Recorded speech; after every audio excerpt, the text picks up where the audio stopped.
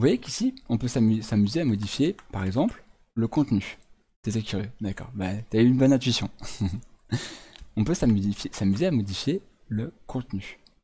Mais, on peut aussi accéder à toutes les valeurs de style qui sont définies pour un élément. Donc par exemple, vous vous rappelez, la couleur d'un texte, on l'a définissait avec color. Et bien par exemple, je peux dire que dorénavant, l'élément, celui-ci, donc en l'occurrence ça sera le deuxième, l'élément, on va modifier son style, et dans le style, on va modifier sa couleur. Donc la couleur, c'est la couleur du texte, pour mettre la couleur rouge. Si je fais ça, pourquoi elle n'a pas voulu? Alors les produits JavaScript, pourquoi ça n'a pas marché? Ça aurait dû fonctionner ça, non? Quelque chose m'échappe.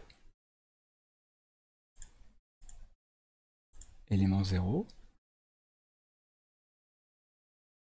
J'ai oublié un truc.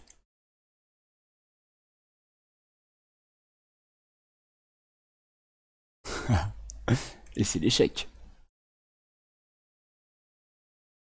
Je tente des trucs, hein. Alors, ce qui est cocasse... D'accord, il fallait que j'accède comme un tableau. Pourquoi elle a pas voulu que j'accède? Alors là, je veux bien la... Vicky, si t'es encore là, ou Loulou, parce que t'avais l'air de connaître aussi, ou Randy March.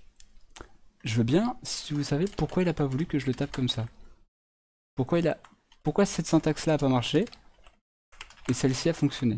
Parce que pour moi, en JavaScript, elles sont équivalentes. Dans le cas, parce que dans le cas d'un dico. Je suis dubitatif. Bon, bah on peut modifier donc sa couleur. Pas de la façon dont je m'y attendais. Mais on aurait pu aussi modifier, par exemple, la background color. Allez, soyons fous, soyons dégueux, pour mettre un bleu foncé.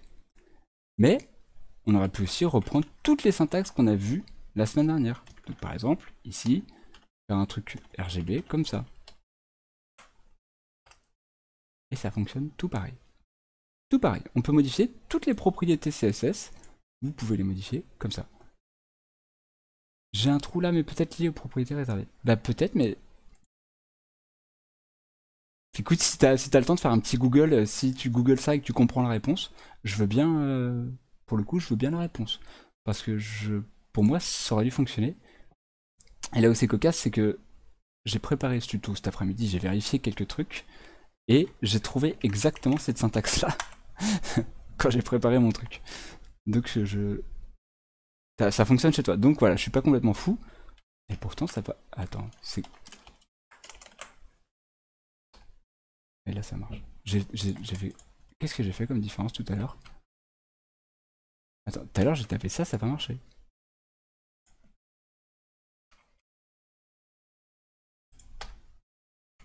Bon, ouais, je comprends pas. J'ai commencé en tapant 100, ça. Et là, t'as vu? Pourquoi là, ça marche pas? Je sauvegarde. Je refresh. Non. Et là, ça marche pas. J'ai tapé un espace invisible? Non. Bon, bah écoute, c'est la magie. Ah bah attends, pardon. Là c'était normal, en fait. J'étais en train de faire des bêtises. Bon ouais, c'est moi qui avais dû oublier de... On verra sur le replay, mais j'avais dû oublier de mettre le rouge ici. Probable. Probable. Ça doit être moi, j'ai dû faire un oubli. Ça arrive. Et vous pouvez vous amuser à modifier absolument toutes les propriétés de ce genre de choses. Si par exemple vous avez un paragraphe, admettons on va choper le paragraphe qui est là. Paragraphe. On pourrait s'amuser à mettre beaucoup de contenu dans ce paragraphe. Ça donne ça. Mon paragraphe ici, il fait une largeur. On pourrait s'amuser à lui imposer une largeur. Alors, ça sera toujours à l'élément 0. On sélectionne que les paragraphes, il n'y en a qu'un seul. Ça sera le paragraphe qui sera donc à l'élément 0. On pourrait s'amuser à lui imposer une largeur de 50 pixels. Du coup, il est obligé de s'étaler en hauteur. Vous voyez? C'est mon même paragraphe, sauf que là, je l'ai bridé à 50 pixels de large. J'aurais pu le brider à 10%. Ça va fonctionner aussi. Toutes les syntaxes qu'on a vues la semaine dernière sont exactement valides pour modifier le style depuis le JavaScript. Alors là, pour l'instant, vous pourriez vous dire, ok, à quoi bon? On va y venir. On va faire un peu plus d'interaction, ça va être un peu plus intéressant.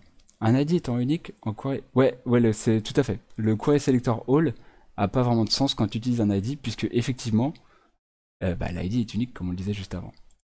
T'as tout à fait raison.